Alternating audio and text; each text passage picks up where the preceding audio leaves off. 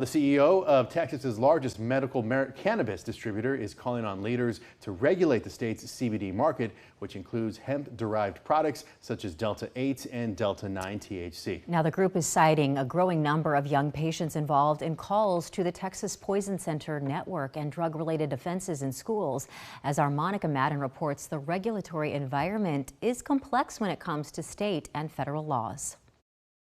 It was really scary, and I was like kind of going through my head like, did I just have a seizure? Sophie Bluestein was planning on having a fun night at a concert when she took a Delta-9 edible that she bought legally in Texas. Delta-9 is a chemical in cannabis and hemp plants which can create the same high feeling users get from marijuana. All of a sudden had the feeling where like your eyes go black and you are like going to fall down in the matter of a snap of fingers. I was on the ground. She fainted twice and got on-site medical care. I've heard this has happened to others, so it's like pretty, concerning. Stories like Bluestein's are part of why some cannabis distributors want to see more regulations of the hemp market in Texas. We need some common sense regulation around it.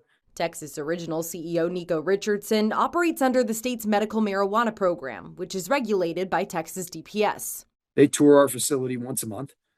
We have to test every single batch that goes through. He would benefit from regulations on the hemp market, but says there are major public safety concerns. If we want to have an open recreational market in Texas, I think we should legalize that in the appropriate way and have the appropriate testing measures and appropriate age gating. Legal experts say there will need to be an overhaul in federal and state laws in order to create a safe market. There is some bathtub gin out there, and it's going to be a while until we get to the Coors and Budweiser of cannabis. Monica Madden, KXAN News.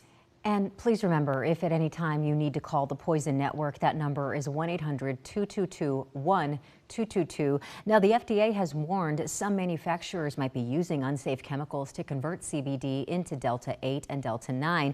Texas lawmakers would not be able to make changes until 2025 when they're back in session, but Congress could tweak the definitions of the Farm Bill, which is being negotiated. Giving a little depth as the legality of cannabis and regulation of marijuana rolled out in different states and communities nationwide, the Texas Poison Center network started tracking cannabinoid exposure. Numbers show a pronounced jump starting with the pandemic. Over the past 2 years, the state's Poison Center answered more than 2,000 calls for cannabinoid exposure. In 2019, the center took less than 1,000 calls, and the Poison Center now breaks those calls down based on the type of active ingredient of cannabinoid consumed. While THC remains the most common form in these calls, the rise of CBD products also appear to chart similarly since the pandemic.